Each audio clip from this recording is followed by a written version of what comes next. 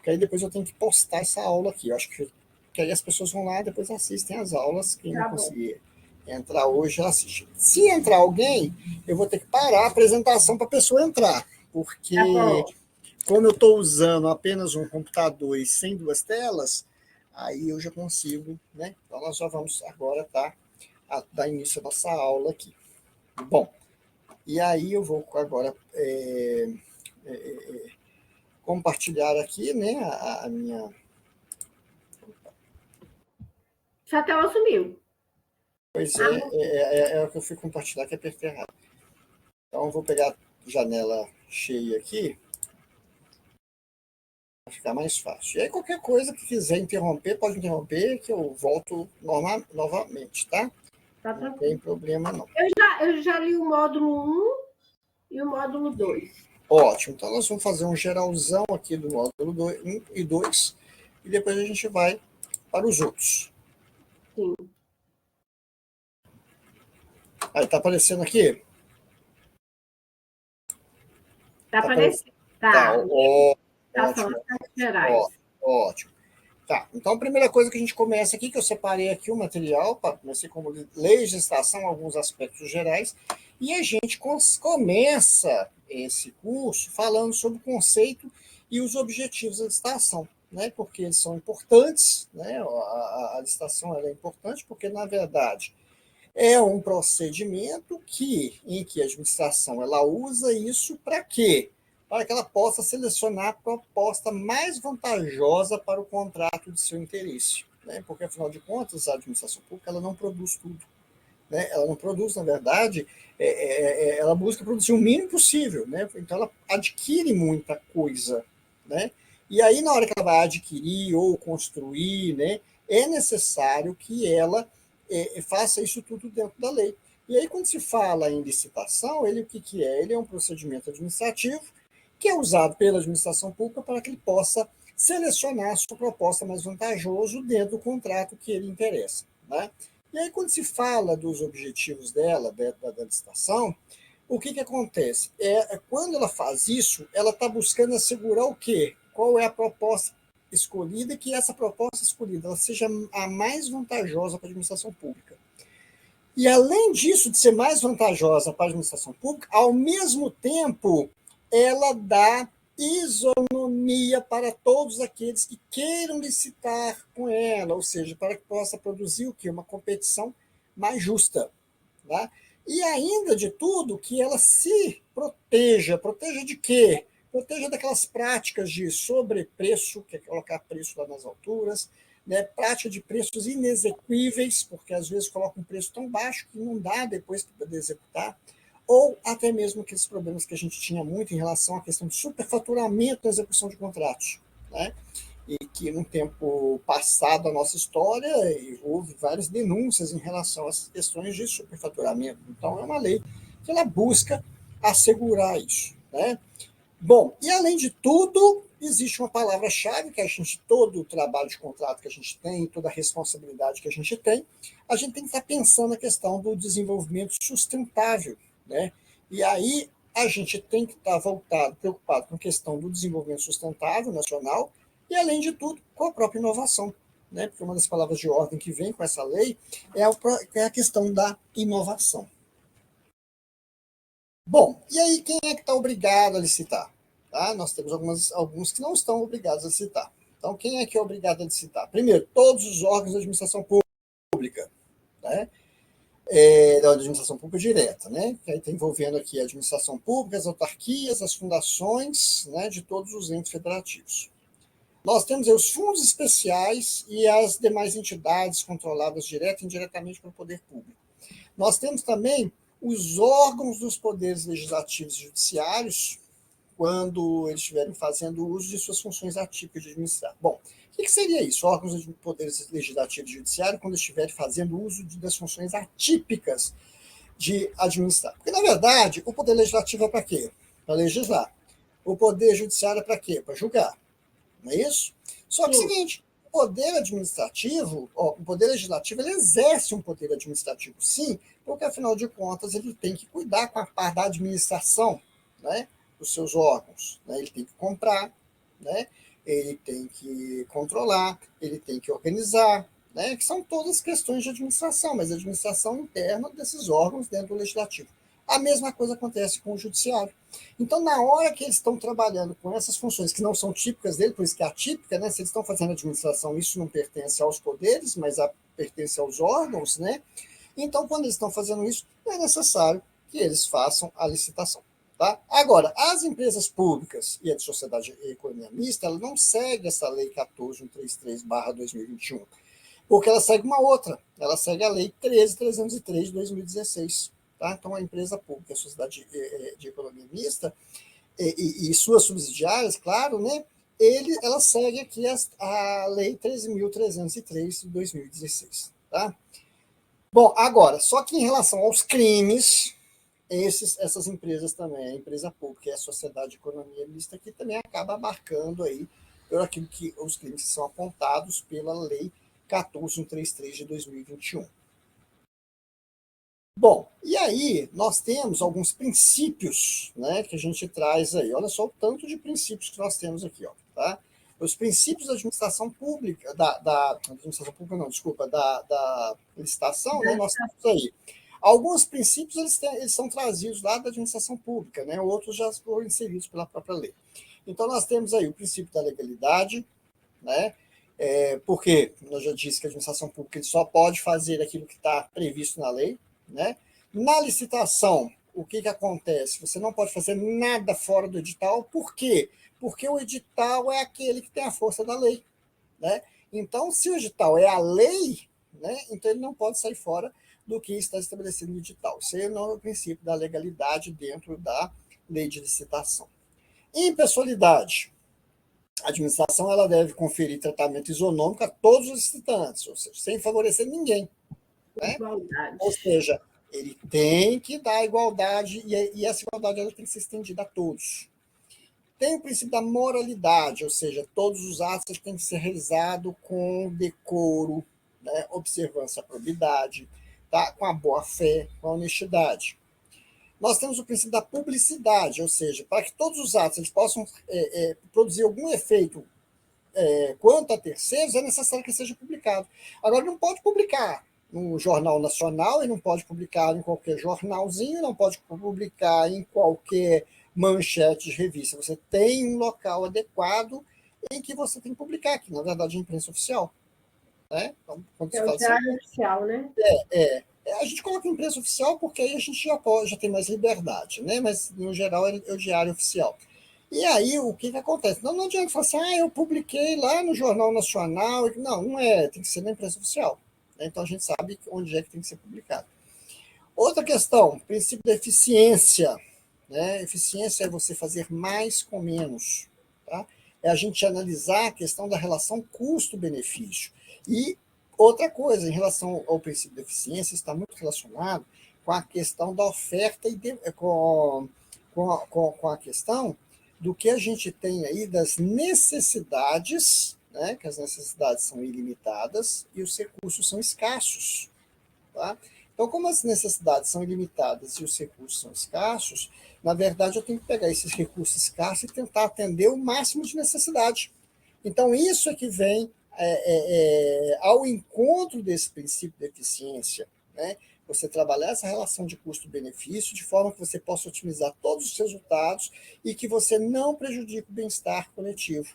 Tá? É fazer mais com menos, literalmente, porque você vai usar os seus recursos que são limitados para você atender o máximo de necessidade da melhor forma possível.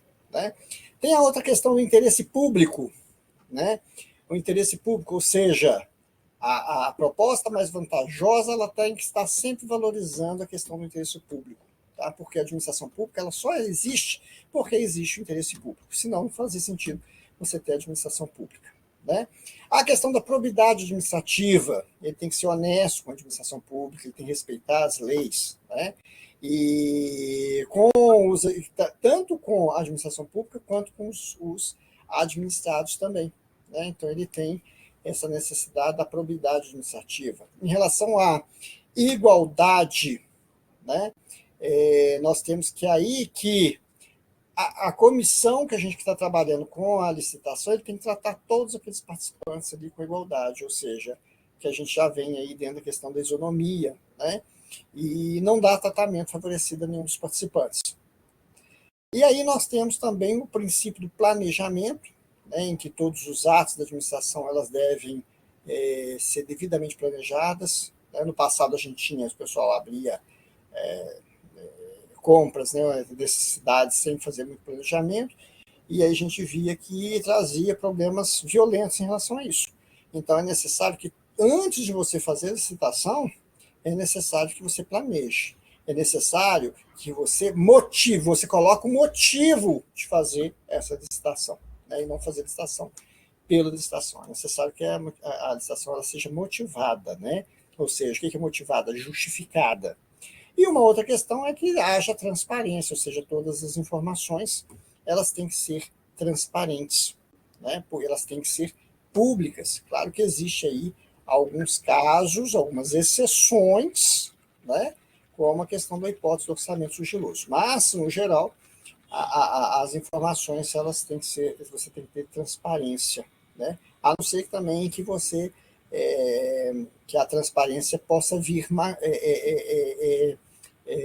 ao ser transparente você possa prejudicar a questão da segurança da sociedade, tá? Mas aí também você tem que comprovar isso aí.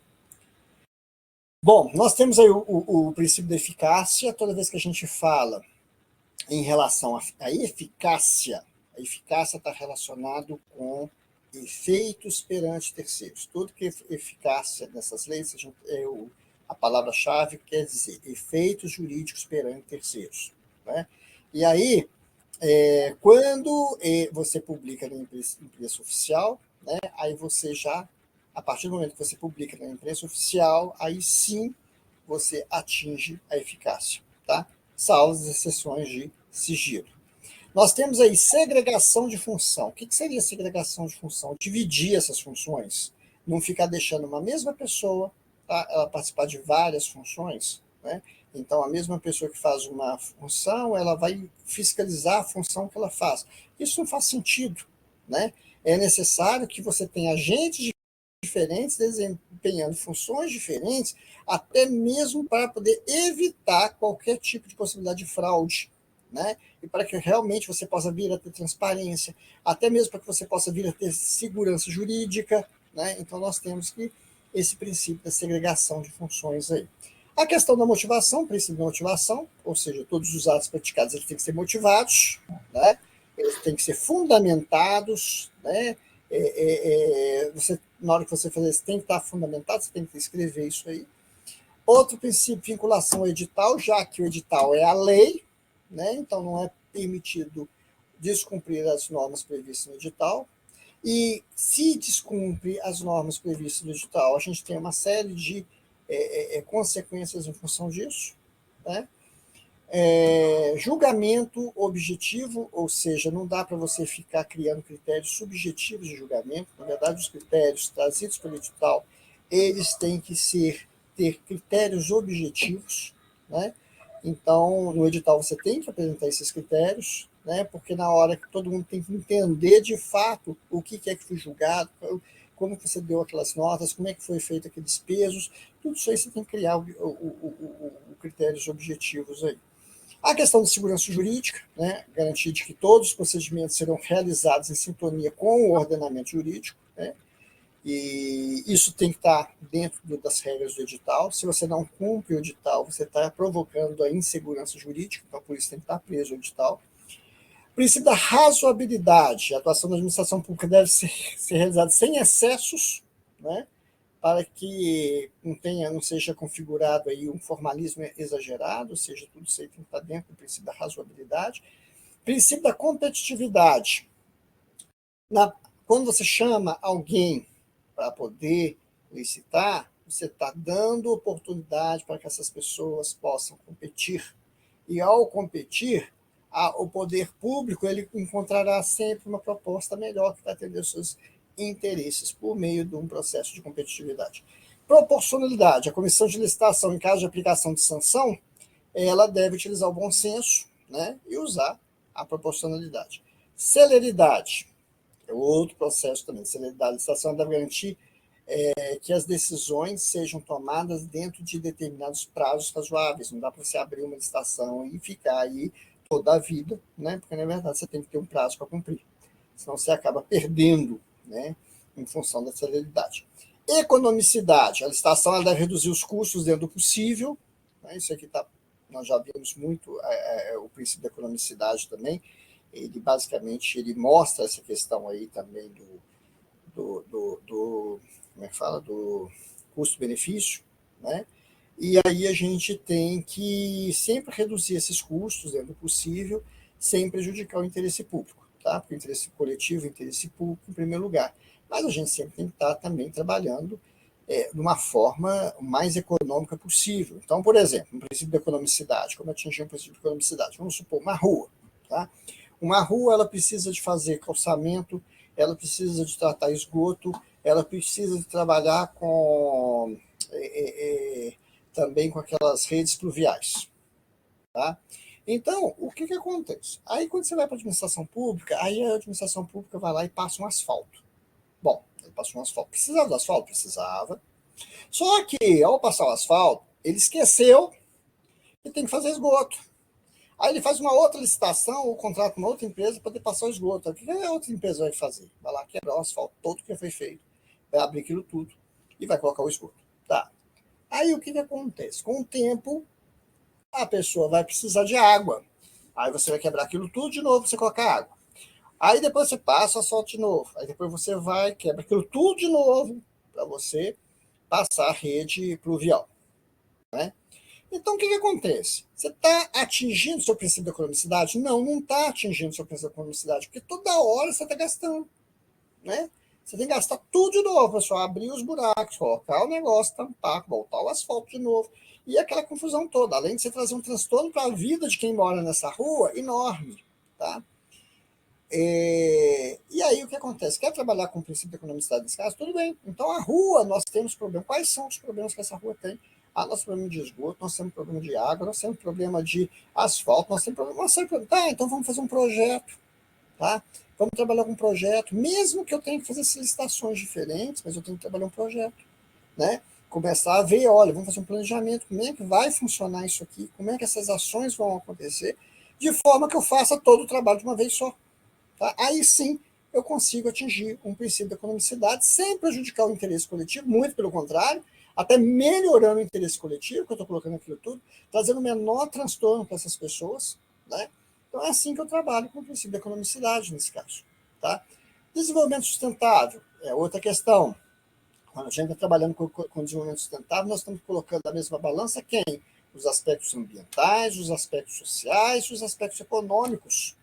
Tá? Então, quando a gente vai trabalhar com as nossas contratações, a gente sempre tem que estar priorizando essas questões ambientais, as questões sociais, tá? Associado a esse aspecto econômico da redução do preço, né? Da forma que você vai adquirir aquele produto com menor preço, né? Ou com maior desconto, né? E outras coisas mais que a gente vai ver já da agora para frente. Então, basicamente, são esses os nossos princípios, tá? Eu não sei se for claro da forma como eu expliquei, né? Mas eu acho que o material tá com a redação bastante clara aí.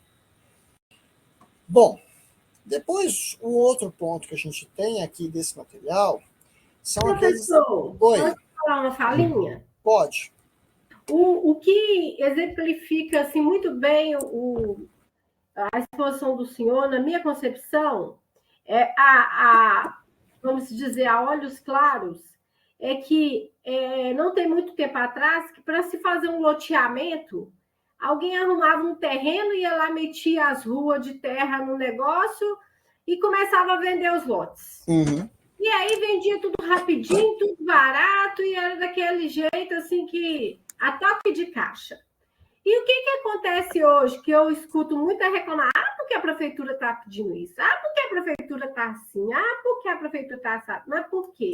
Normatizou via de lei que para se abrir um loteamento hoje, a pessoa que vai executar lá o loteamento, que eu não sei nem como que chama, mas ele tem que colocar água, luz, asfalto, esgoto, ou seja, ele já vai vender uma coisa urbanizada para quem vai residir naquele local. Vai estar.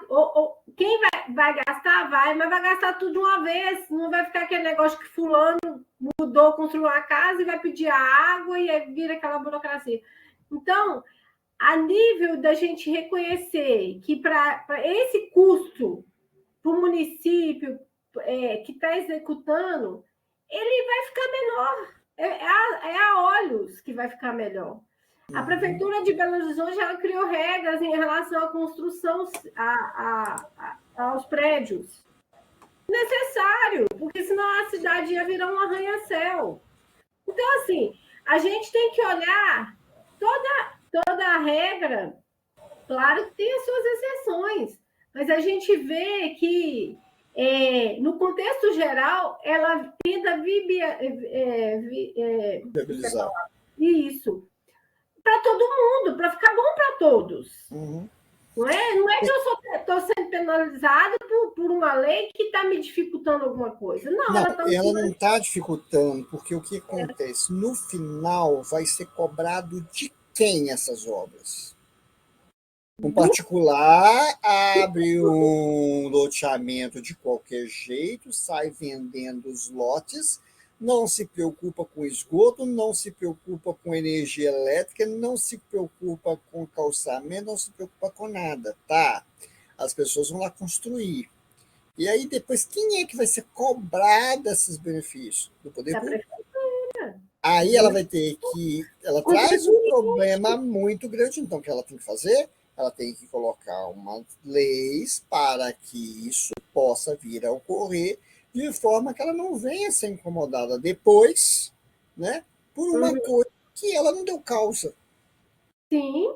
Né? Então, mas é por isso. Então, quando a gente pensa nesse aspecto assim, a gente começa a dar até algumas respostas. Por que tem que ter? Porque, afinal de contas, se fosse assim, as pessoas, os particulares, abriam vários lotes, vários loteamentos, ganhavam seus dinheiros, depois jogava o problema para o poder público, que tem tantas outras atividades para serem feitas. Né? Igual eu falei, as necessidades são ilimitadas. Se as necessidades são ilimitadas, ela tem que trabalhar essas necessidades, o máximo de necessidades com os recursos disponíveis. Se ela ainda se alguém cria mais responsabilidade para ela, né, mais necessidade para ela cumprir, quer dizer, a torna até inviável a questão da gestão pública. Então a lei ela protege.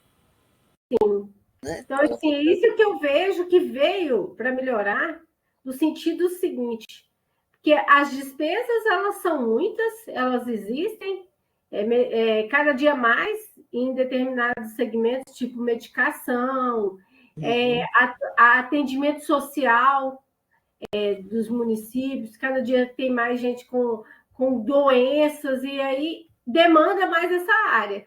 Se eu tenho que deslocar o dinheiro para atender esse loteamento que fulano abriu lá, vendeu, e não quer saber como é que o povo vai receber água e luz, a prefeitura está mais que certa de impor mesmo as suas regras. E isso veio, eu acredito que veio para melhorar, para otimizar. Sim, claro, claro. Ele não está impedindo de ninguém ganhe dinheiro, mas já está fazendo com que as pessoas estejam pensando dentro do princípio da sustentabilidade. Sim. Né? Tem uma pega bastante grande aí com o princípio da sustentabilidade, da economicidade, com o princípio da otimização, né? Então a gente já começa a entender aí da importância que vem tendo esse processo de legislação, dando apoio a um processo de gestão. Né? E aí agora eu vou passar aqui para mais uma parte que vai falar um pouquinho agora sobre os agentes públicos da licitação. Quem são esses agentes públicos da licitação? Né? E aí, o que acontece? Nós temos três conceitos aqui. Nós temos agentes públicos de licitação em geral, nós temos agente de contratação e nós temos a comissão de contratação. E aí, quando a gente pega esse agente público de licitação em geral, tem uma palavra preferencialmente servidor público, tá? Não é obrigatoriamente. Ele é preferencialmente servidor público ou empregado público. O servidor público, né, aquele que faz aquele da administração, né, direta aí, que ele é o concursado, a administração direta, né, e que ele segue aquele regime jurídico único, né, e agora, nós temos também um empregado público, que é aquele que segue a CLT, né? Então, o que acontece? Preferencialmente, esse agente público de licitação teria que ser ou o servidor público ou o empregado público. Mas pode ser alguém do cargo comissionado? Pode, só teria que ser preferencialmente, né? O preferencialmente dá essa liberdade de colocar alguém que esteja em cargo comissionado, participar também como agente público de licitação em geral, tá?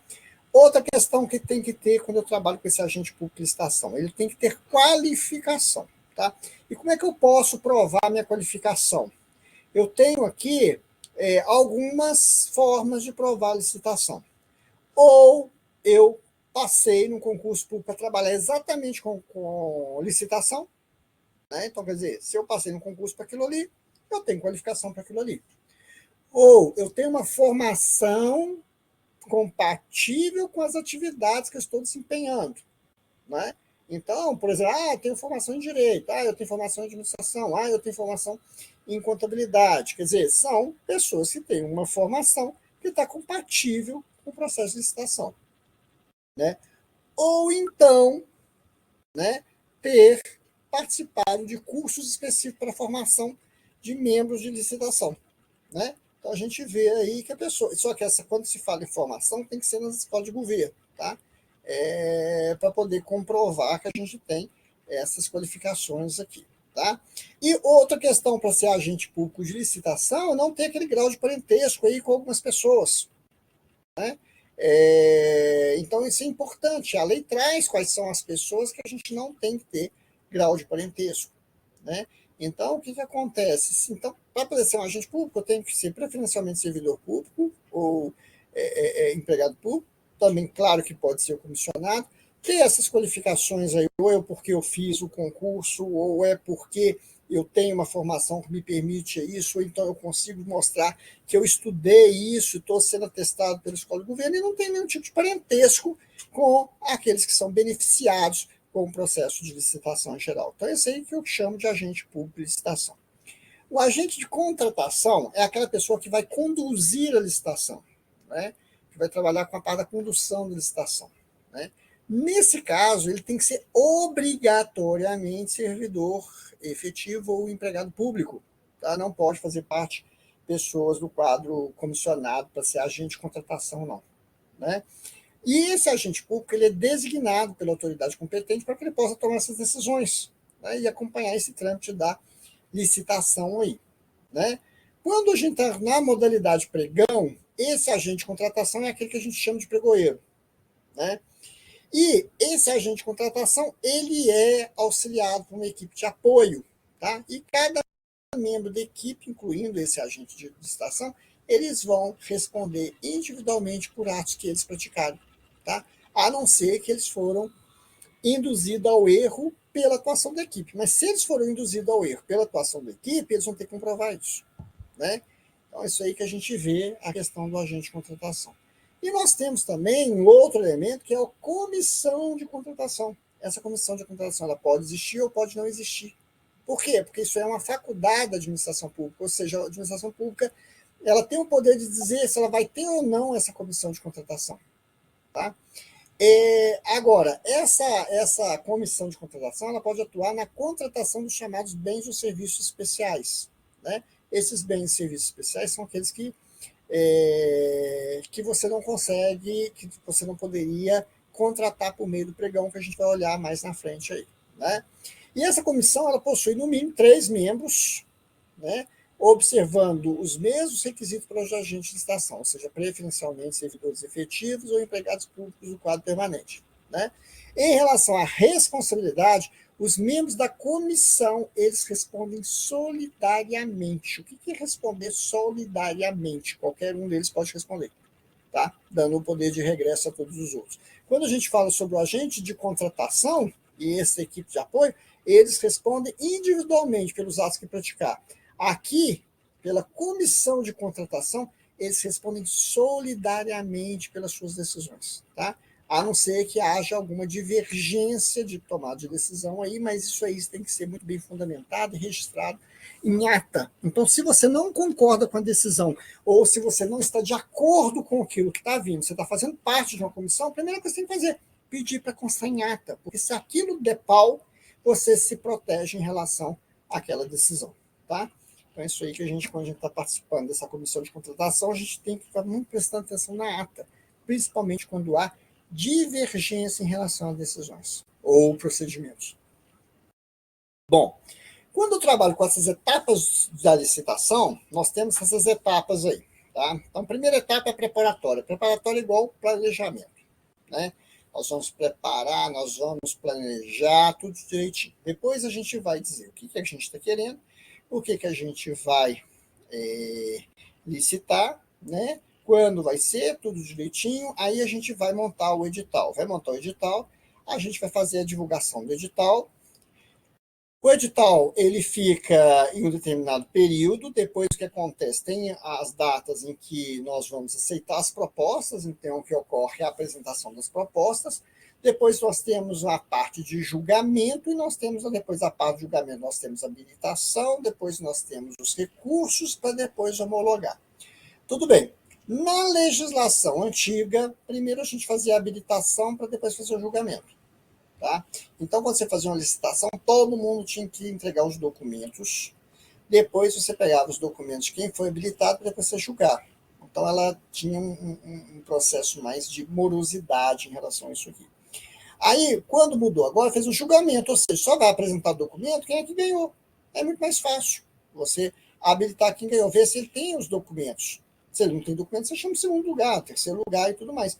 Mas o que acontece? Isso já facilitou muito, que você só vai abrir os documentos, só vai habilitar quem é que já ganhou no processo de julgamento. Tá? Antes não, você tinha que habilitar todo mundo, ele era um processo até bastante demorado aí. Né? E quando tinha recurso, era mais complicado ainda, porque antes o recurso era para cada fase. Então você tinha a fase de habilitação, você tinha o recurso para a fase de habilitação, para depois resolver aquilo ali que você ia passar para o julgamento. Quando você já muda isso, tá? Já fica muito mais fácil, já fica muito mais direto, que veio trazido por essa lei com base no que estavam aplicando na lei do pregão. Tá? Bom, então é que eu coloquei aqui, ó. Então nós temos aqui, ó, homologação, nós temos, ó, preparatória, divulgação, apresentação da proposta e o lance, julgamento, habilitação, recursão, homologação. É possível inverter isso? É impossível, sim. É possível, sim. Nós vamos ver quando é possível inverter. Mesmo sendo assim, eu posso inverter. Tá?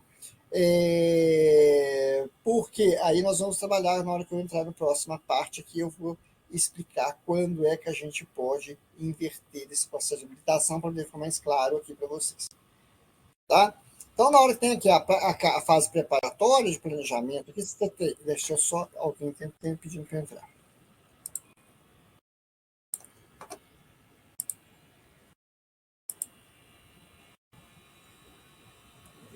Entrando. A edição está filtrando. Então, voltando aqui, nós temos aqui a fase preparatória, que é a questão do planejamento, né? Deve ser compatível com o plano de contratação, com as leis ordinárias. Nós devemos abordar todas as considerações técnicas, mercadológicas, de gestão. Ela deve ser fundamental no estudo técnico preliminar, né? Até mesmo porque a gente tem que mostrar que vai atender ao interesse público. Depois nós vamos fazer a parte de divulgação do edital, que é a partir da publicação do edital que nós temos aí, que a população vai tomar conhecimento daquilo que o poder público está querendo contratar. Né? É necessário que seja publicado o edital aí no Portal Nacional de Contratações Públicas. É obrigatória a publicação na imprensa oficial, né? Para que você possa começar a ter efeitos jurídicos perante terceiros. Isso aqui é o princípio da eficácia. Tá? Na hora que a gente está trabalhando com esse, é o princípio da eficácia, atender o princípio da eficácia. Depois nós vamos fazer a apresentação das propostas e lance, né? Aí tem aqui algumas informações aqui que vão dar um direcionamento para a gente, que se refere ao número de dias necessários para a apresentação das propostas e lances, né? E aí a gente tem as especificidades aqui, ó. Para aquisição de bens, são 8 dias, quando adotados os critérios de julgamento de menor preço ou de maior desconto. De 15 dias, úteis nas demais hipóteses. Para obras e serviços, são 10 dias úteis, quando adotados critérios de julgamento de menor preço ou de maior desconto, no caso, de serviços comuns e de obras e serviços comuns. De engenharia, 25 dias úteis, quando adotados critérios de julgamento de menor preço ou de maior desconto. Ou seja, esse aqui nós temos as informações, tá? Que na hora que a gente precisa, a gente vai lá na lei. Quantos dias que são necessários? O que eu estou fazendo? Se a minha proposta de menor preço ou maior desconto e aquisição de bens, são 8 dias úteis. Então, é só vir na lei e buscar na lei. Tá? Se eu tiver para a licitação em que se adote o critério de julgamento de maior lance, são 15 dias úteis. Né? Para a licitação em que se adote o critério de julgamento de técnica e preço, ou de melhor técnica, ou conteúdo artístico, são 35 dias. Então, quer dizer, a lei traz esses dias. Então, na hora que você esbarra com aquilo que você está fazendo, você vem aqui na lei e vai, qual é o prazo? Qual é o prazo que eu tenho aqui? Tá? Então, é essa aqui que a gente vai ver, a gente vê o tempo que a gente tem para fazer a apresentação dessas propostas e lances aqui. Tá? Depois a gente tem um processo de julgamento. E aí, qual é o processo de julgamento? Quando eu vou fazer o processo de julgamento, eu sempre vou adotar os critérios, esses critérios são trazidos no edital. Qual é o critério que eu estou adotando? Vocês lembram lá que nós falamos lá sobre a questão de critérios objetivos? Claro, tem que ser objetivo em relação a isso. Qual é o critério? É o de menor preço, ou o de maior desconto, ou de melhor técnica, ou conteúdo artístico, ou técnica e preço, que aí eu tenho que trabalhar aqui com peso nas duas, tá? Técnica e preço, eu trabalho com um peso, uma proporção, né? E aí eu vou ver quem é que está atingindo os dois, né? Às vezes um está melhor em técnico, o outro está melhor em preço, quer dizer, na hora que eu vou ali trabalhar, né, que eu vou começar a adotar pesos aqui, olha essa questão da proporção aqui, e aí eu vou ver qual é que realmente vai, né, ter uma maior nota em relação a isso, maior lance, que é no caso de leilão, e maior retorno econômico. Né? Porque o maior retorno econômico ele é atingido quando eu quero adotar uma determinada procedimento, uma determinada inovação, e aí eu vou falar assim, olha, essa inovação ela vai trazer um retorno econômico X, ou seja, você vai ter uma redução de custo tal que você vai ter um maior retorno econômico em relação a isso. E geralmente as pessoas ganham em relação a um percentual sobre esse maior retorno econômico que é encontrado aqui. Tá?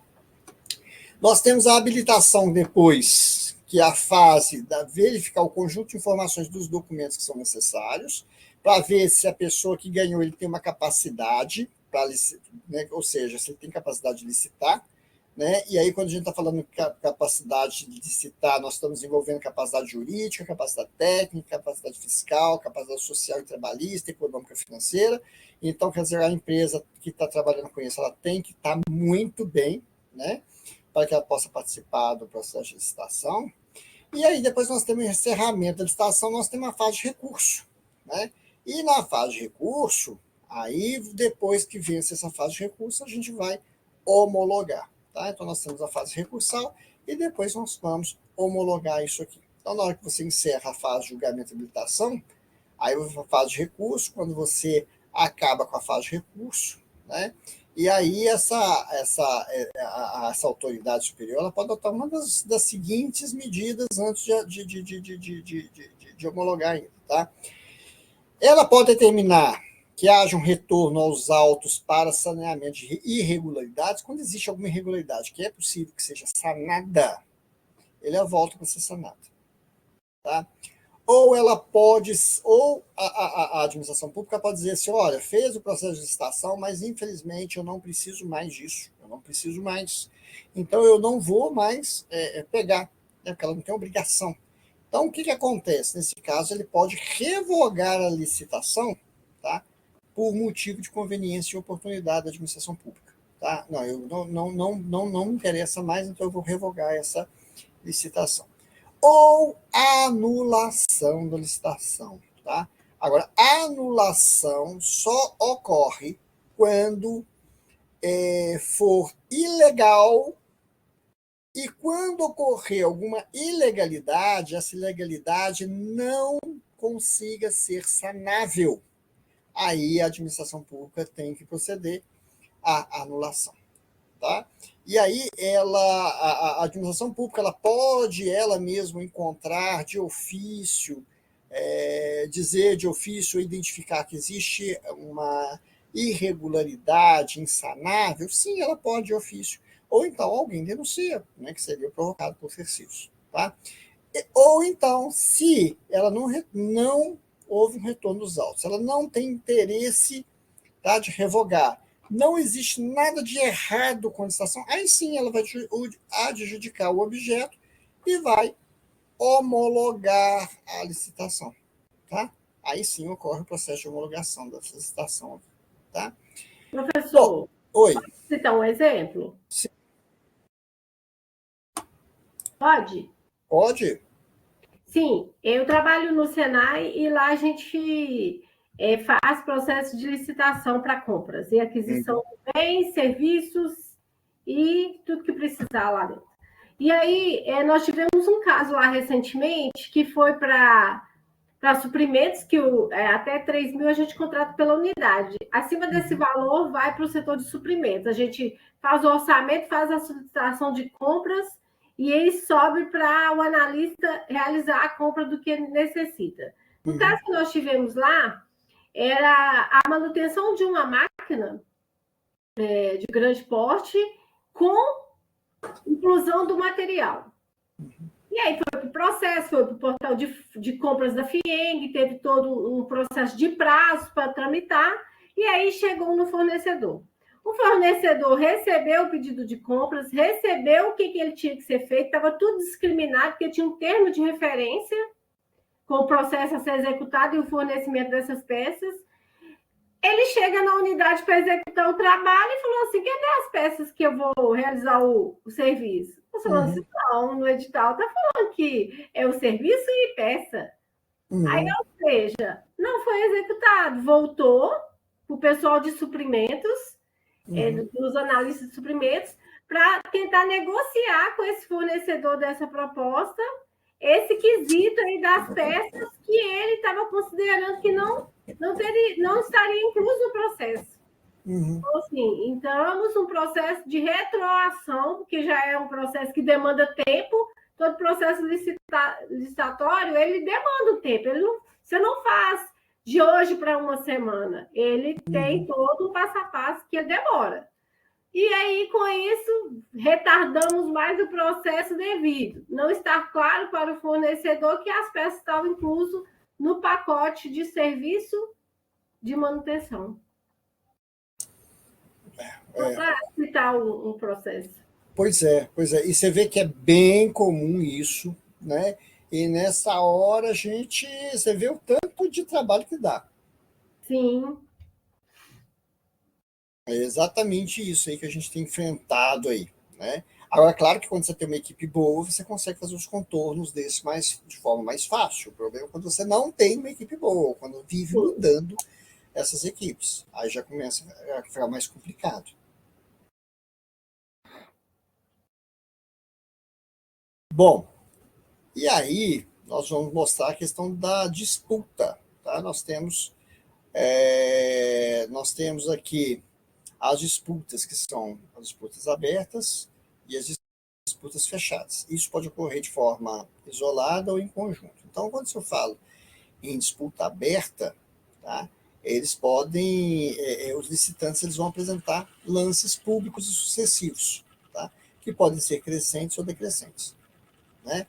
Então, o que acontece? O que seria aqui lances públicos e sucessivos, crescentes ou decrescentes? O que seria crescente e o que seria decrescente aqui? Tá? Quando você está vendendo um produto para a administração pública, você tem que fazer o quê? Lances decrescentes, ou seja, menor preço. É isso?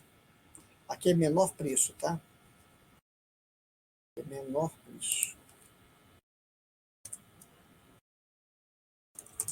Menor preço e maior desconto.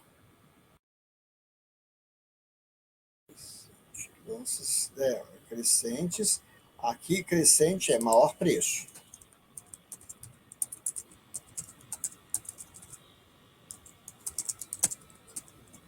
Maior preço. Por quê? Quando são crescentes, quando você está no leilão, o que acontece? As pessoas vão jogando preços maiores. Né? quando você está no leilão. Quando você está no pregão, os preços são menores. Não é isso? Agora, depois que você define qual é a melhor proposta, aí você começa a analisar primeiro e segundo lugar. Se você perceber que a diferença está menos de 5%, a administração pública ela pode reiniciar a disputa aberta, tá? Para definir as outras colocações. Tá? Então, ela pode fazer isso. Os lances sucessivos e crescentes, né, é quando a administração estiver alienando, ou estiver vendendo. Tá? Então, aí no caso, se são crescentes, é o maior preço. Tá? Os lances sucessivos e decrescentes é quando o poder público estiver adquirindo, estiver comprando, nesse caso, ou menor preço ou maior desconto. Tá? E os participantes eles têm conhecimento de todos os lances, porque quando se fala em disputa aberta, os participantes eles têm que estar conhecendo todos os lances em tempo real, tá? Até mesmo para que eles possam jogar novos lances. Então ele tem que saber o que o outro está dando de lance para que ele possa realmente jogar novo lance. Então ele tem que conhecer, por isso que se fala disputa aberta. Já na disputa fechada, eu não sei se vocês lembram naquela época que o pessoal tinha tal dos envelopes, tinha horário de abertura dos envelopes, né? Então, quer dizer, todo mundo entregava suas propostas fechadas dentro de envelope, né? Hoje a gente já está eletronicamente, né, no processo, nós temos tecnologia para isso. Né? Então, nós cadastramos no sistema e naquela hora X é que ocorre que o sistema ele informa, né, aquelas informações que no passado estariam dentro de envelope. Tá? E aí o que acontece? Quando se fala em modo de disputa fechada, significa que a proposta tem que permanecer em sigilo até uma determinada data e um horário certo. Né? E isso é muito utilizado quando a gente está trabalhando com a estratégia de técnica e preço. Né? Então a gente usa muito disputa fechada. Hoje a gente não tem mais os tais envelopes. Né? E aí, no caso, hoje a gente coloca todas essas informações no sistema. E aí tem um horário em que o sistema vai abrir essas informações. Tá? O disputa fechada, ele não pode ser usado quando a gente está trabalhando com menor preço e maior desconto. Tá? E a utilização no modo de disputa aberto, por outro lado, ela também não pode acontecer se eu estiver trabalhando com critério técnico e preço. Tá? Então, isso aí é importante a gente ter essas informações aqui. Né? E aí nós temos as disputas conjuntas, ou seja, que uma parte dela pode ser aberta e a outra parte fechada, ou uma parte fechada e depois aberta. Né? Então, por exemplo, disputa aberta e fechada, o que nós podemos até um determinado ponto, tá, permitir em que a disputa seja aberta. E depois, a partir daquele ponto, na segunda fase, a gente considerar isso aí como uma disputa fechada. Tá? Esse tipo pode ser adotado em leilão? Podemos adotar isso aí, desse tipo de disputa em leilão. Nós temos aí a disputa conjunto fechada e aberta. Tá? Então, tem uma determinada primeira fase, a gente começa com sigilosa. Né?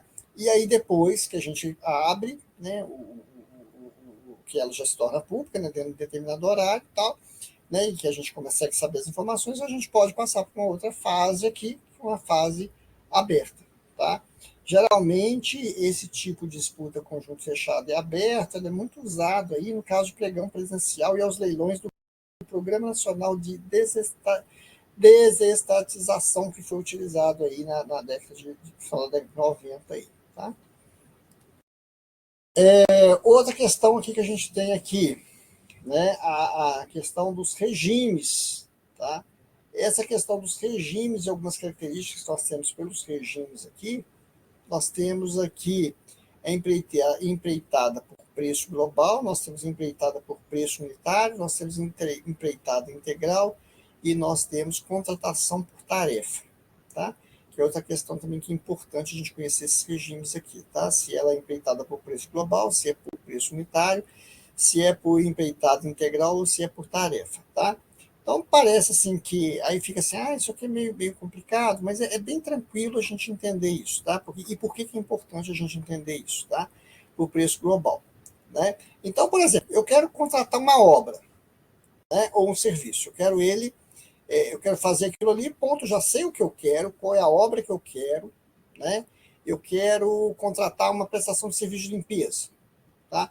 eu sei que essa contratação do serviço de limpeza é para o posto de saúde, e esse posto de saúde tem tantas salas, tem tantas janelas, tem tantos de vidraça, então o que eu vou fazer? Eu vou lá e vou fazer uma contratação, né, por um preço global, ou seja, eu preciso de pessoas que venham no posto de saúde para limpar tantas salas em tais dias, né, de 15 em 15 dias, né? Ou para poder encerar de 15 em 15 dias, limpar as vidraças de 30 em 30 dias, ou lavar o prédio uma vez por mês, tá? E eu quero aí 12 pessoas fazer isso aí, porque eu preciso de 12 pessoas. Então eu vou abrir isso, a pessoa só, eu vou te passar 12 pessoas que vão trabalhar com você aí no serviço de limpeza, e elas vão fazer isso, vão encerar de 15 em 15 dias, limpar vidraça de 30 em 30 e lavar o prédio uma vez por mês. Beleza, isso aqui eu vou fechar esse pacotinho, eu chamo esse pacotinho de empreitada por preço global.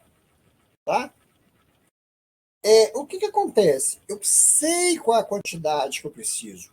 Eu sei qual é o objeto que eu tenho. Por isso que eu uso a questão da empreitada por preço global. Tá? Agora, empreitada por preço unitário. Né? O que acontece? Empreitada por preço unitário, eu não tenho esse conhecimento todo que eu tenho por preço global, não. Tá? Então, o que acontece? Às vezes eu nem sei exatamente o que eu vou precisar. Então, eu quero construir alguma coisa. Se eu quero construir alguma coisa, eu não sei como é que está a questão do solo, eu não sei como é que está a questão das fundações, eu não sei quanto de exatamente eu vou precisar. Então, na verdade, eu começo a utilizar medidas para poder trabalhar com isso. Tá? Por isso que a gente chama algumas medidas, então pode ser preço unitário, ou seja, às vezes eu quero pegar, fazer uma contratação para poder drenar um terreno. Se eu quero drenar um terreno, eu não sei quanto de água tem ali. Então eu posso usar uma contratação que alguém vai fornecer o preço unitário, ou seja, qual é o metro quadrado, o preço do metro quadrado de azulejo que eu vou colocar? Qual que é o preço do metro cúbico de água drenada? Qual vai ser o preço do metro quadrado de pintura? Né? Eu vou contratar esse serviço. Então vou colocar, tá, eu vou ganhar licitação, porque alguém vai falar assim, o preço de todo mundo aí está em torno de R$ 10 o metro quadrado. O meu está sendo 9. Então, quer dizer, eu vou ganhar a licitação porque o meu preço do metro quadrado pintado é 9. Agora, se eu pintar um metro quadrado é 9, se eu pintar 10 metros quadrados é 90. Tá? Mas nesse caso eu estou sendo contratado por preço unitário. E aí o volume que eu vou ganhar é o volume de metros quadrados pintados. Né?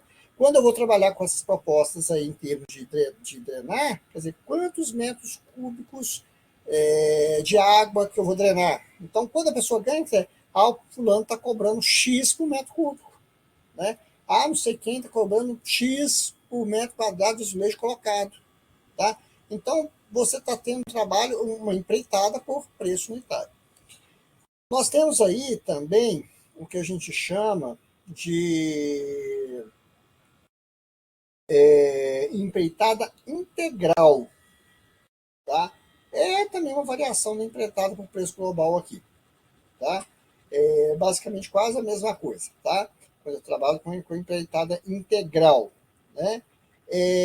Na verdade, a administração pública vai delegar a uma determinada empresa todas as obrigações para poder ela construir um determinado objeto. Tá? Então, por exemplo, se eu quero construir um hospital, por exemplo, tá? Aquela pessoa que eu estou contratando para poder construir o hospital, o contratado tem que fornecer todo o material que vai ser utilizado. Tá? E ele vai ter que construir aquele hospital e me entregar aquele hospital. Tá? E ele vai me entregar aquele hospital de uma forma entregue da forma como o hospital vai estar operando. Tá? Então, por isso que nas condições de entrada de operação, ou seja, como que ele vai estar operando. Quais são os requisitos técnicos, legais e de segurança que tem que ter ali? Ele tem que estar preocupado com tudo isso aí. Tá? Com todas as características que eu preciso para poder um atendimento hospitalar. Ele vai ter que me entregar aquele objeto completo ali.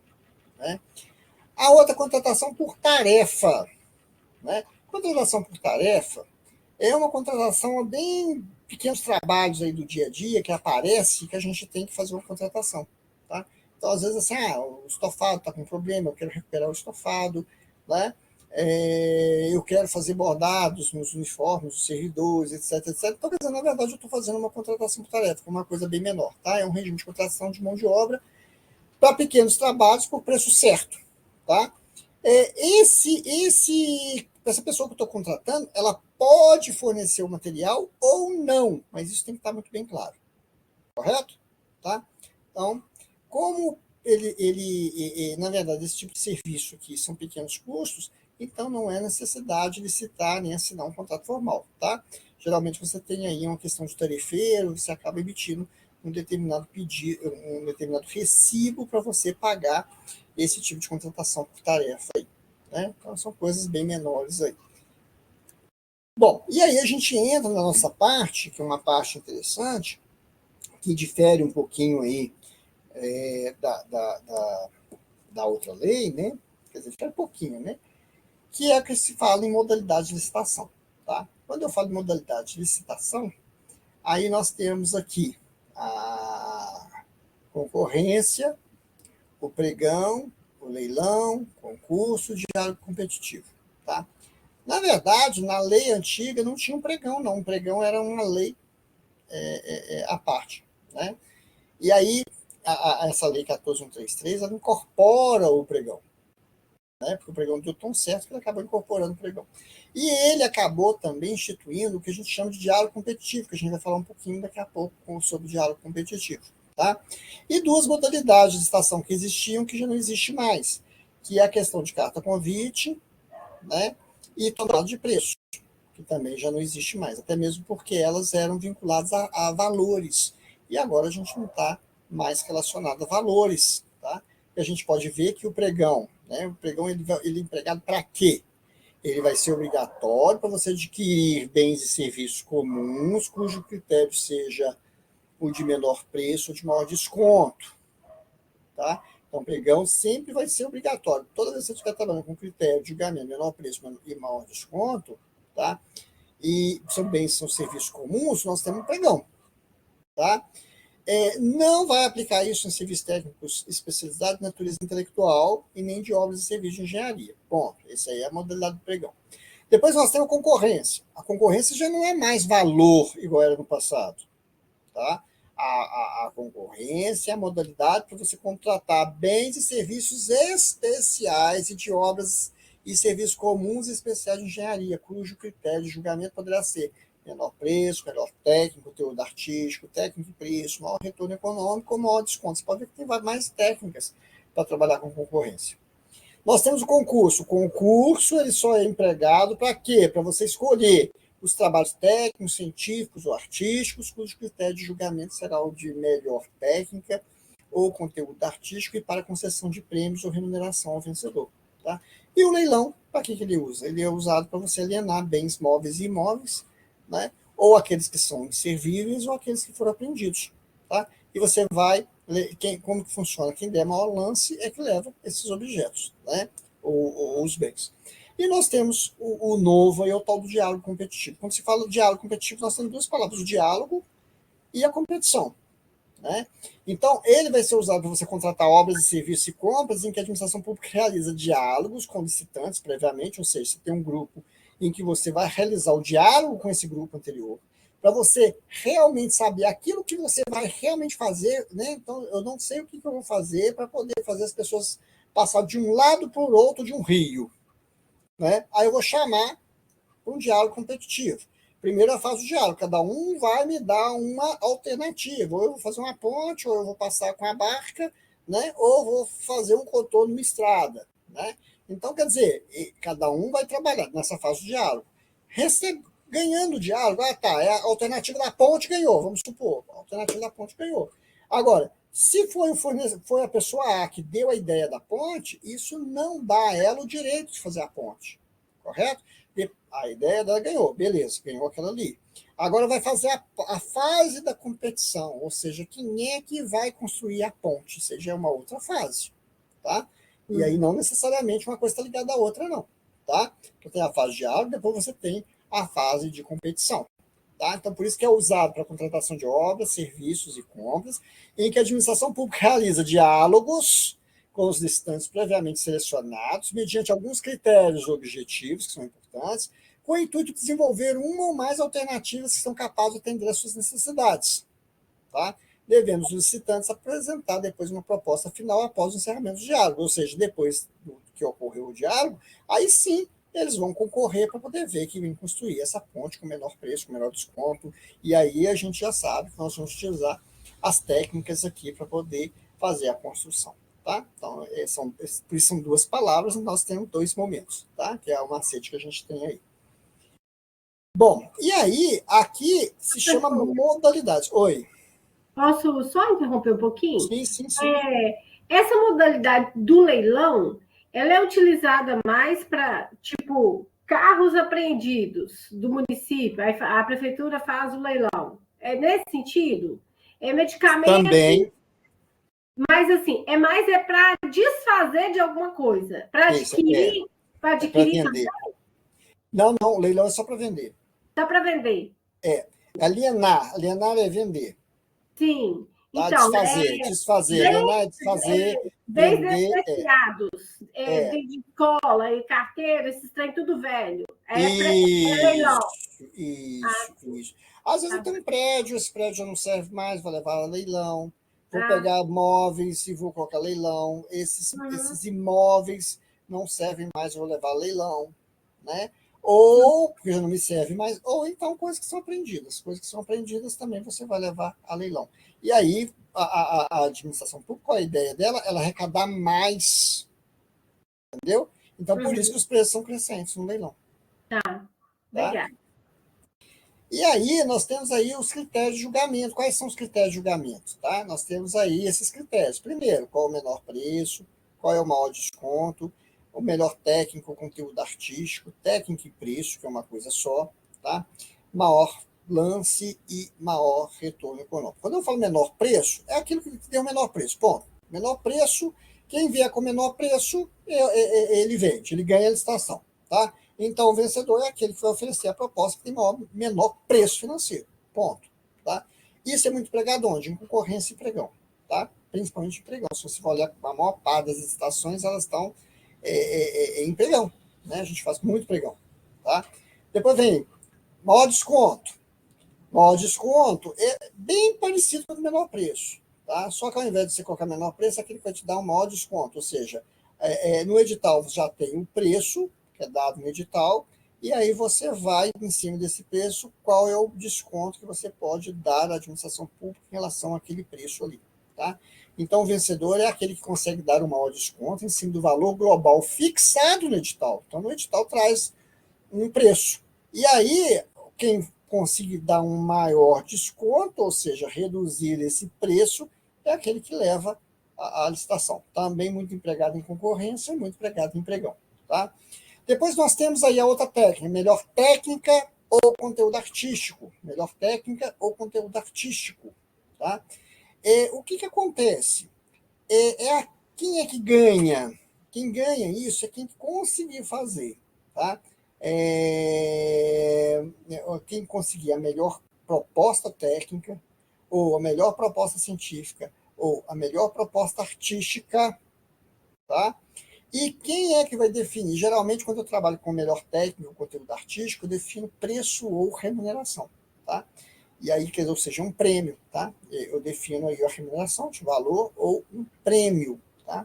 Então, as pessoas são premiadas, os vencedores são premiados. Então, quando eu trabalho com melhor técnico, conteúdo artístico, ou é valor, remuneração de valor, ou então um prêmio que eu dou, tá? O que acontece?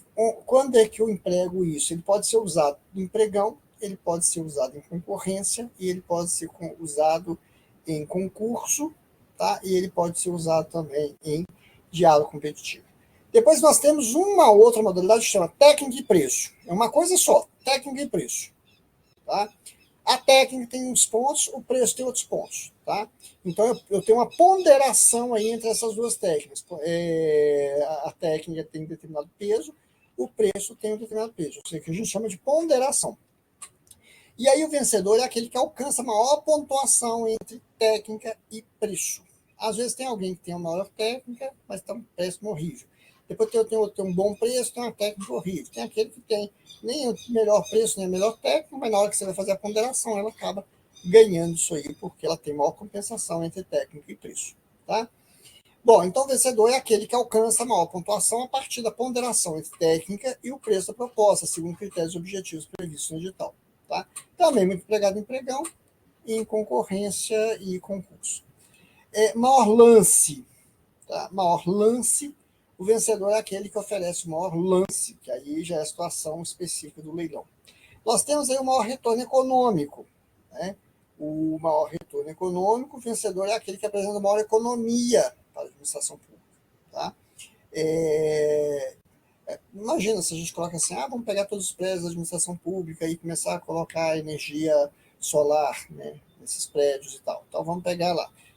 Como que você remunera? Vou remunerar na economia que for feita a partir dessa técnica empregada. É uma forma que eu posso adotar aí para poder exemplificar esse maior retorno econômico. Então, o vencedor é que apresenta maior economia para a administração. E a remuneração é fixada em percentual que incide de forma proporcional à economia que realmente foi feita, né, na execução do contrato aqui.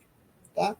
Esse tipo de maior retorno econômico ele só é empregado quando eu vou contratar, né, contratos de eficiência, ou seja, o que seria contrato de eficiência? Que está relacionado com aquela relação de custo-benefício. Tá? Que eu emprego aí essa questão aí da critério de julgamento de maior retorno econômico. Bom, e aí a questão de procedimentos auxiliares, esses procedimentos de auxiliares, eles são importantes a gente analisar, porque, primeira coisa, procedimento auxiliar, isso não é modalidade de licitação. As pessoas confundem isso, como se fosse modalidade de licitação. Tá? Esses procedimentos auxiliares, eles são muito importantes, né? Porque é através desse procedimento de licitação que eu consigo, às vezes, inverter aquela fase da licitação. Você lembra da fase da licitação que eu coloquei aqui? Que poderia inverter? Né? O julgamento e habilitação. Existe uma possibilidade de inversão do julgamento com habilitação? Eu posso inverter esse julgamento de habilitação por meio desses procedimentos auxiliares. Porque se, por exemplo, se eu tiver um credenciamento, uma pré-qualificação, tá? Se eu tenho um credenciamento, uma pré-qualificação, né, principalmente uma pré-qualificação, o que vai acontecer? Eu já tenho pessoal, se é pré-qualificação, significa que eu já tenho pessoal habilitado. Tá? Eu não preciso julgar para depois qualificar. Tá? Eu já tenho esse pessoal já qualificado, eles são pré-qualificados. Tá? Então, nesse caso, eu já vou trabalhar com um grupo de pessoas que já são qualificadas. Tá? Se eles estão qualificados, significa que eles já estão habilitados. Se eles já estão habilitados, essa habilitação ela aconteceu antes do julgamento. Correto? Então, isso facilita também, na hora que eu vou trabalhar com esses procedimentos auxiliares. Quais são os procedimentos auxiliares que nós temos? Nós temos o credenciamento, a pré-qualificação, nós temos aqui os procedimentos de manifestação de interesse, nós temos o sistema de preço, né, de registro de preço, e nós temos aí o registro cadastral. E aí a gente começa. E nós temos também a contratação direta. Engraçado que eu tinha feito cada um desses aqui, eu vou procurar onde é que eu coloquei isso aqui. As contratações diretas que eu tenho aqui, eu tenho dois tipos de contratação direta. Eu tenho contratação direta de inexigibilidade de licitação e eu tenho os casos de dispensa de licitação. Qual que é a diferença da inexigibilidade de licitação para a dispensa de licitação? Na inexigibilidade de licitação, tá? O que vai acontecer? Existe a inviabilidade de fazer a licitação. Tá? É inviável você realizar a licitação. Por exemplo, inexigibilidade. Inexigibilidade vem a palavra de inviável, né? Tá? É o macete de qualquer inexigibilidade, inviável. Tá? Então, porque há uma inviabilidade de competição. Quais são os casos que eu tenho aí? Para poder ser inexigível uma licitação, eu tenho que ver se os casos eles se enquadram no artigo 74 da Lei 14.133/21, que daqui a pouquinho a gente vai abrir aí para poder a gente ver quais são os casos. Tá? E nós temos os casos de dispensa de licitação. A inexigibilidade, a diferença da inexigibilidade para a dispensa, que no caso da inexigibilidade existe uma inviabilidade de se fazer a licitação. Já na dispensa, a administração pública pode decidir ou não em fazer ou não fazer a licitação. Tá? Então, por isso está escrito aqui, ó, tem uma faculdade, ou seja, é um poder discricionário da administração pública fazer ou não fazer licitação em determinados casos. Então, se ela tem, ela pode optar em fazer ou não fazer, você está dentro do que a gente chama de dispensa de licitação. Se você, se for inviável, aí se é inviável, nós temos o caso aqui de inexigência de licitação aqui, tá? Onde que nós temos aqui? No artigo 74, onde que nós temos a dispensa, nós temos no artigo 75 aqui, tá? E aí nós tínhamos as atividades. Mas antes de eu entrar nas atividades, eu quero pegar aqui a apostila. Nossa, acho que eu fechei a apostila. Deixa eu ver aqui. Deixa eu ver onde que eu pego a apostila. Ai, ai, vai dar pau aqui no meu Word. Deixa eu ver aqui lá. Deixa eu ver aqui. Tô querendo pegar a inexigibilidade aqui. Eu estava aberta aqui e eu acabei fechando.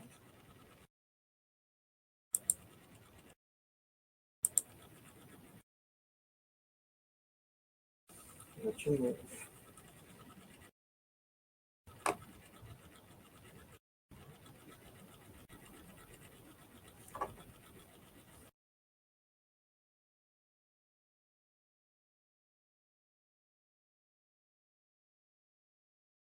Então, sumiu aqui do meu página também. Ah, daqui a pouquinho eu abro ela aqui e a gente vai. Vamos dar um tempinho aqui, aí eu já buscar ela aqui. Deixa eu parar aqui.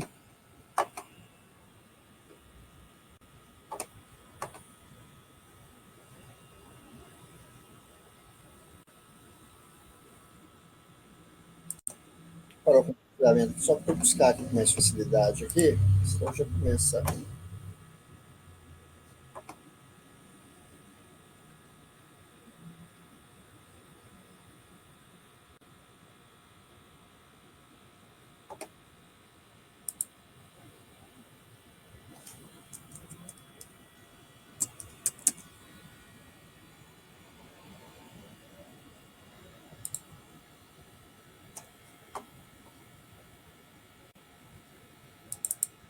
Eu consegui abrir.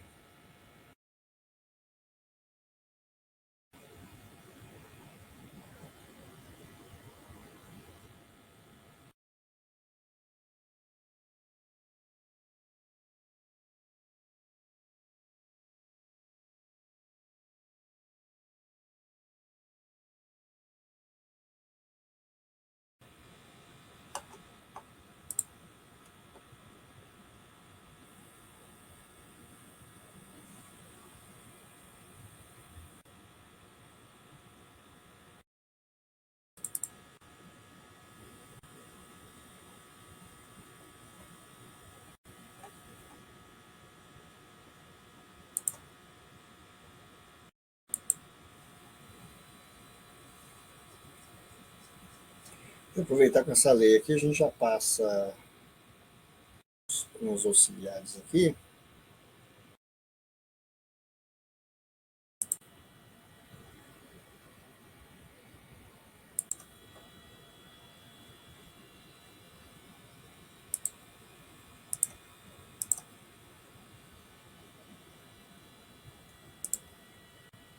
Ah, tá aqui. Achei a que eu queria aqui. Credenciamento tá aqui e depois a gente pula para lá. Ótimo. Deixa eu compartilhar aqui agora de novo.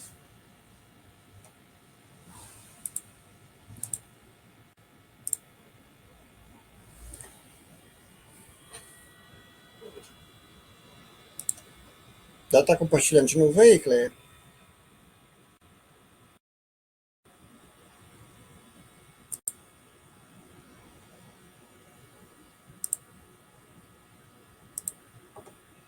Tá conseguindo ver aqui?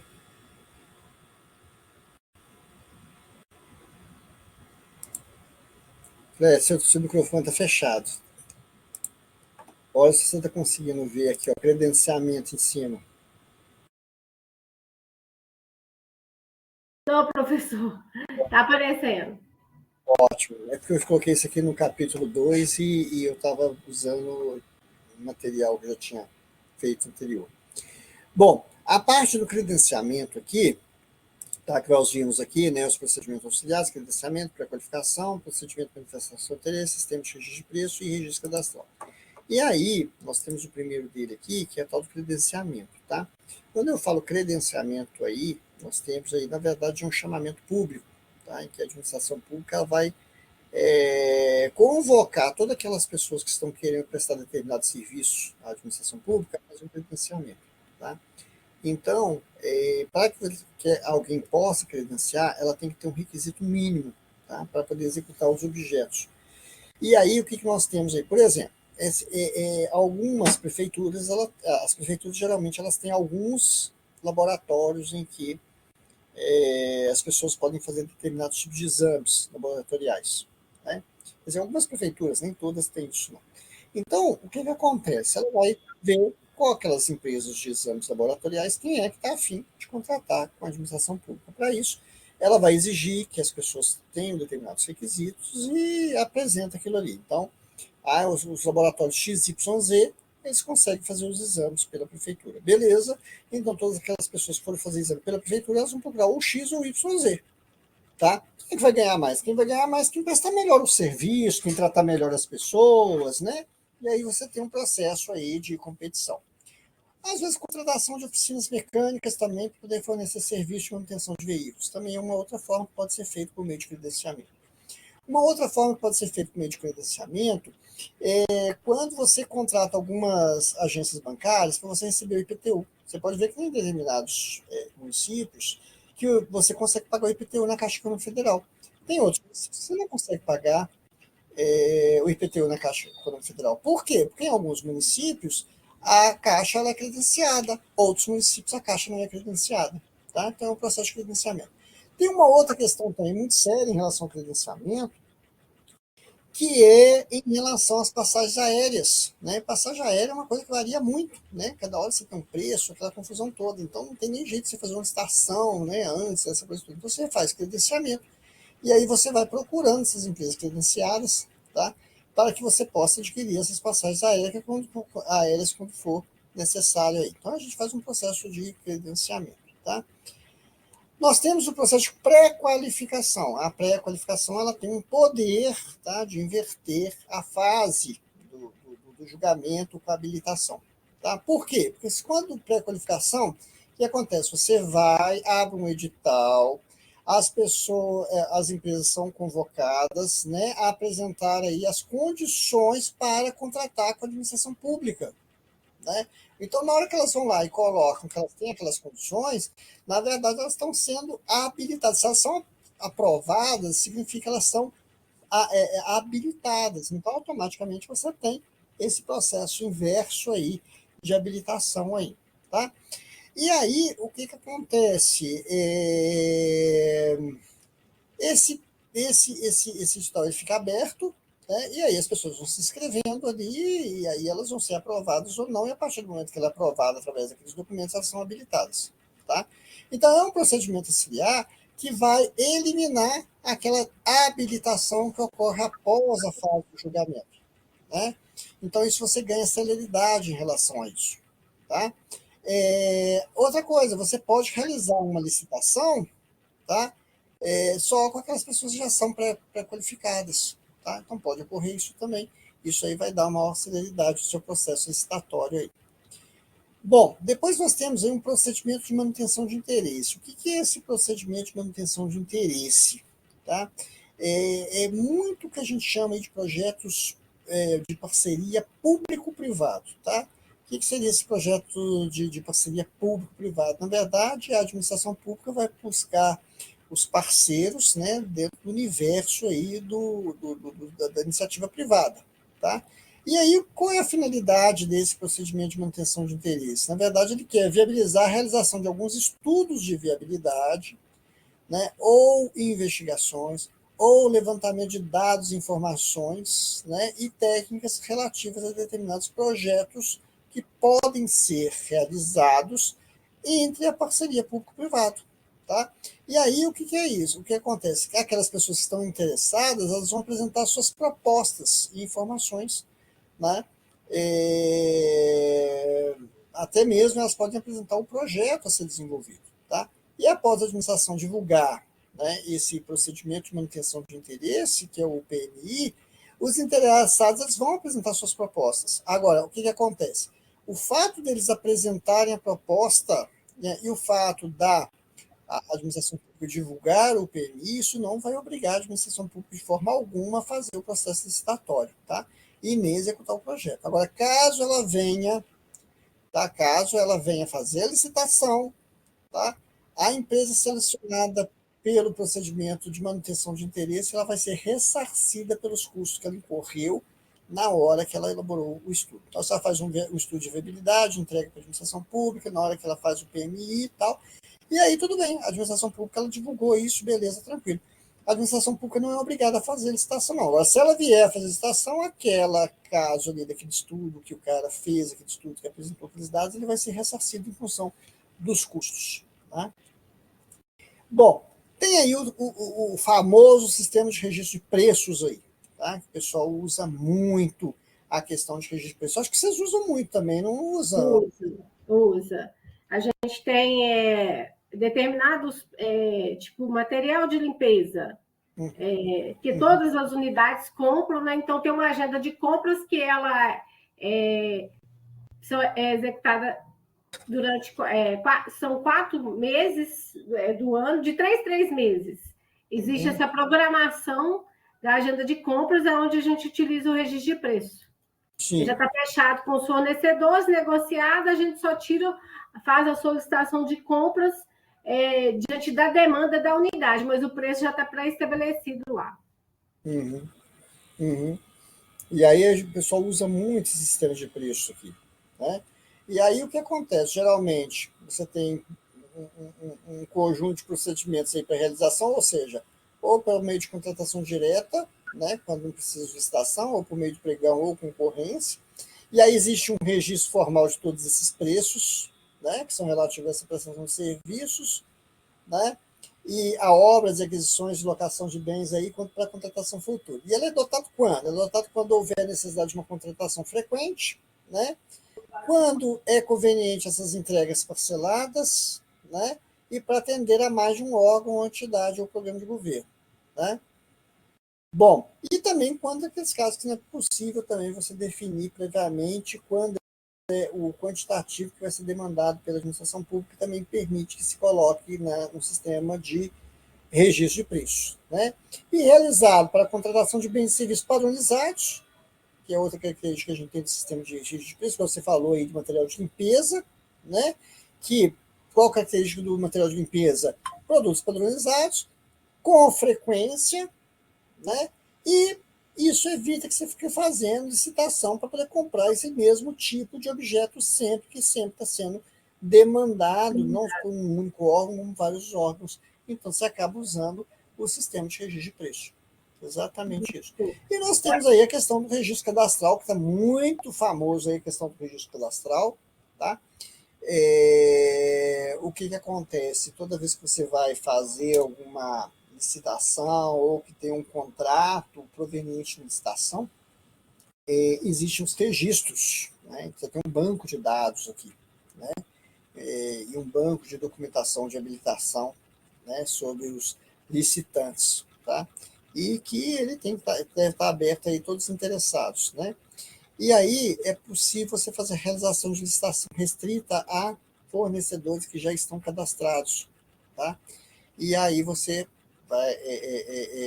as pessoas fazem, colocam as documentações genéricas e fazem, não, fazer a licitação com esses aqui que já estão registrados. E então, isso aqui você ganha uma velocidade muito grande em relação à licitação, até mesmo porque as pessoas vão procurar fazer os seus registros, e ao fazer os seus registros, eles estão em condições para poder trabalhar a licitação, a partir do momento que eles fazem os registros, que eles sejam aprovados. Tá? E aí o que acontece? Geralmente isso é feito no lichamento público para você atualizar esse registro cadastral, é feito uma vez por ano aí, né, por meio de internet, tá? Outra coisa, a partir do momento que você tem esse registro cadastral, o órgão ou entidade licitante ele não pode pedir registro cadastral complementar para acesso a edital e anexo, tá? Ele tem que trabalhar com esse registro cadastral aí. Isso aí é uma forma de você ganhar velocidade aqui, tá? E aí é que a gente entra nessa parte de contratação aqui, tá? Da contratação direta, que tem a parte de inexigibilidade, que eu quero trabalhar aqui com o que a gente joga aqui na lei aqui, né? Deixa eu ver aqui. Contrato administrativo. Nós temos aqui, olha só, a questão de 74, né? Que eu falei que é inexigível, tá? Aqui, ó, aquisição de materiais, equipamentos, higienes ou contratação de serviços que só possam ser fornecidos por produtor, empresa ou representante comercial exclusivo.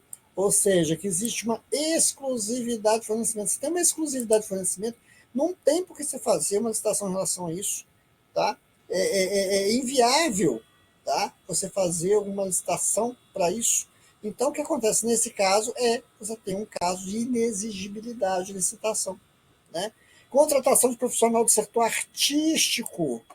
Eu quero contratar Nelson Pagodinho, que é hoje, Nelson, não lembro o nome dele, é o Zeca Pagodinho. Eu quero contratar Zeca Pagodinho. Se eu quero contratar Zeca Pagodinho, é um profissional específico, eu não tenho condição de abrir uma licitação em relação a isso. Né? Agora, qual é a condição para que eu possa dizer isso? Né? Eu tenho aqui, ó,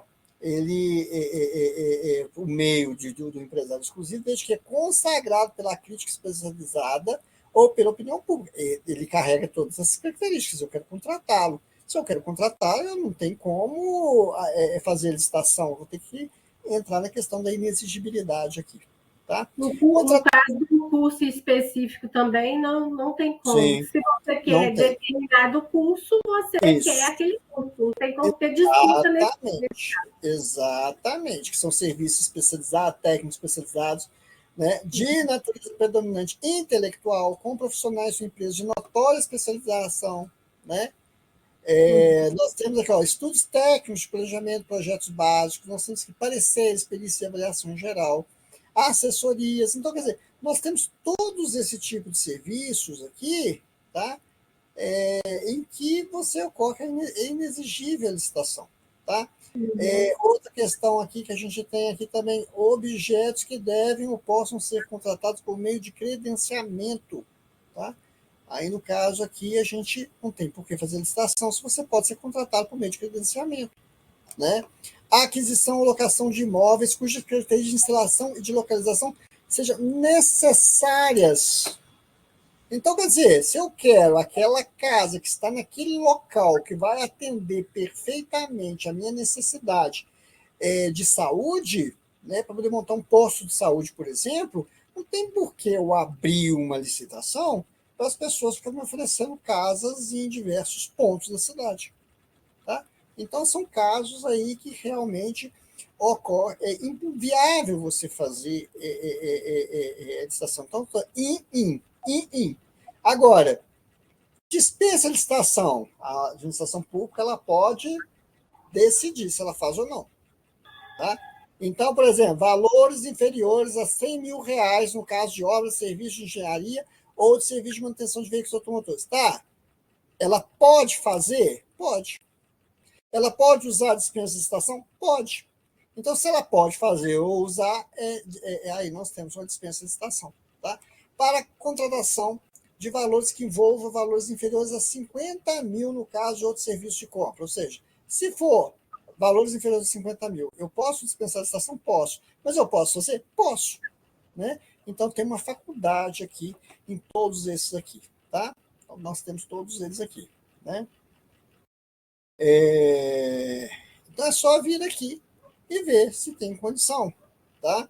Deixa eu ver um outro caso aqui. Ó. Para contratação que possa acarretar comprometimento de segurança nacional, nos casos estabelecidos pelo Ministério da Educação, do Estado da Defesa, mediante demanda dos comandantes da Força Armada e dos demais ministérios. Bom, isso aqui, ó, tá? Se você tem condição de comprar, por licitação você pode fazer, mas você pode aproveitar isso aqui para você ter uma dispensa de licitação. Então, são todos esses casos que a gente tem, tá?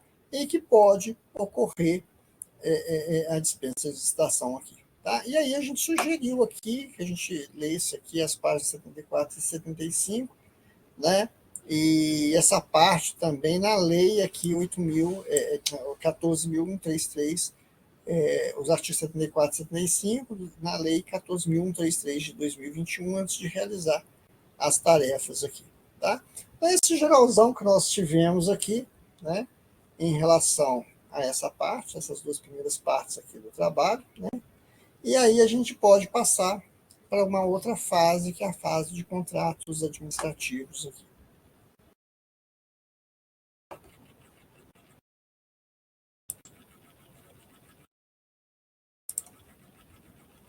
É o nosso capítulo 3 aqui, a gente fala sobre contratos administrativos. Então, o que acontece? Esse eu não comecei ainda, professor.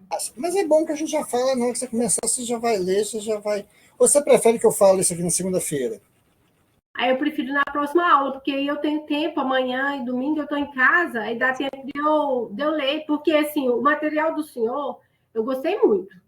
Ele é bem claro, bem objetivo, e quem não leu ainda, não teve a oportunidade de ler, a aula aqui simplifica basicamente os principais pontos do conteúdo. O conteúdo é bem extenso, mas está bem objetivo aqui na aula. Então, assim, seria bom que eu vou ficar vagando, vou ficar perdida. Entendi. Mas aí, para a gente fazer um fechamento aqui, para você entender mais ou menos a outra parte agora, é o lance seguinte. Primeiro, você tem a licitação, correto? Sim. Aí, depois da licitação, o que acontece? Aí você tem todas aquelas fases. Aí homologou o resultado. Quando homologou o resultado, o que acontece? A pessoa vai começar a contratar, a administração pública vai contratar. Né? Quando a administração pública ela vai contratar, o que vai acontecer? Você vai fazer o contrato. Sim. Correto? Aí você tem um contrato. Então, são duas fases. A primeira fase é a licitação, depois nós temos a fase do contrato. Né? Aí que a gente vai estudar alguns pontos específicos do contrato, que aí é interessante que faça a leitura, que faça os exercícios e tal, e aí a gente fazer esse fechamento. Outra coisa, eu não sei se os exercícios de vocês estão assim. Eu pedi para colocar três possibilidades de fazer os exercícios. Estão, essa lista saiu com 3 possibilidades? De múltipla escolha. Mas você pode fazer uma ou repetir de novo, 3 vezes? Tem 3 tentativas. Então, 3 tentativas, isso, era essa palavra que eu não estava conseguindo lembrar, 3 tentativas. Isso. Tudo bem. O que acontece? Faça a primeira tentativa, leia o material, faça a primeira tentativa. Né? Se quiser também fazer a segunda tentativa depois da minha aula, eu acho que é válido, ou pegar alguma dúvida de algum exercício, trazer aqui, que a gente faz também. Sabe que aí é bom, porque na hora para ver se, vamos ver se a aula ela ajudou a fazer esse exercício aqui. Né? E uma outra coisa, eu coloquei no último e-mail, eu coloquei o número do meu telefone, que é o WhatsApp. Eu vi. Aquele número guarda. Bateu uma dúvida, me manda, que eu respondo. Se eu não puder responder naquela hora, eu respondo depois. Mas não precisa se desculpar se eu falar assim, eu estava em aula ou eu estou numa reunião, não precisa pedir desculpa, não. Porque se você está mandando pelo WhatsApp, eu estou falando que não posso responder naquela hora, não precisa se desculpar, eu vou responder na hora que posso. Não é? Tá? Então é mais por isso. E aí, na próxima aula, a gente vê. O que você achou da aula, Cleia? Ótima, muito bom, muito esclarecedora, sim. Ótimo. Muito esclarecedora, assim, pelo fato de eu não estar assim, dominando o assunto, porque essa área de licitação, antes eu comprava para a empresa privada, né? Então é diferente a compra. E que se eu comprar para uma instituição pública, que foi o caso da escola, que eu permeei lá por um tempo, e agora estou no Senai, que as regras são as mesmas de comprar, otimizar recurso e ter uma demanda eficiente, né? Ter as cláusulas lá, os regulamentos que a gente deve seguir. Então, assim, eu estou um pouco ignorante ainda no contexto geral, mas não é difícil. O conteúdo ficou muito bem esclarecido, o material postado, né, a apostila, achei que ficou bem objetivo, não está repetitivo. bem sequencial, uma lógica coerente, cronológica dos processos, do passo a passo, de uma coisa para outra, igual o senhor queria emendar aí a parte dos contratos, ou seja, é um processo do início ao fim. Ele tem o início, o meio e o fim. E o que pode demandar nesse meio? Várias situações. Então, eu acho que está bem esclarecido. Ah, ótimo, ótimo. Eu vou marcar depois, para a semana que vem, uma aula. Se não for para semana que vem, a gente começa na outra semana, tá? Tá. Para poder a gente depois pegar contratos e depois pegar penalidades. Aí a gente Tá deixa essas bom. duas partes e aí vou deixar essa aula também disponível para as pessoas e depois a gente pega também um pouco de contratos e os contratos e penalidades. Depois dessa matéria, vocês têm uma outra matéria comigo, que é de contratos e convênios também, né? Que é Sim. mais ou menos a mesma lógica, o material fui eu que escrevi, né? Eu tenho esse hábito de escrever material, eu gosto de escrever o material para poder, eu acho que a forma fica mais dialógica, a pessoa passa a entender mais a minha lógica de raciocínio e consegue acompanhar melhor a aula, né? Aí vai ser a Sim. mesma coisa. Então, essas duas disciplinas vão ser comigo. Parece que as duas últimas disciplinas já, não é? Já encerra? Eu Eu acho que sim. já... Eu acho que sim, acho que são as duas últimas. Lá no outro curso, eu tenho ainda que acabar e tenho um curso de LGBT. Não, desculpa, não é LGBT, não. Lei Geral LGPD, Lei Geral de Proteção de Dados. Aí eu fazendo confusão. Lei Geral de Proteção de Dados. Na hora que eu tenho que trabalhar com o pessoal da Lei Geral de Proteção de Dados também, então o que acontece? Aí vai ser, mas é uma disciplina de 10 horas aula só, sabe? Que é o que vai faltar no outro curso. Aqui, nesse curso de vocês, eu acho que as duas disciplinas agora é comigo. Essa e a próxima de contratos e convênios. Não, ótimo, professor. Tá joia? Tá ótimo, então, Cléia. Foi um prazer muito grande.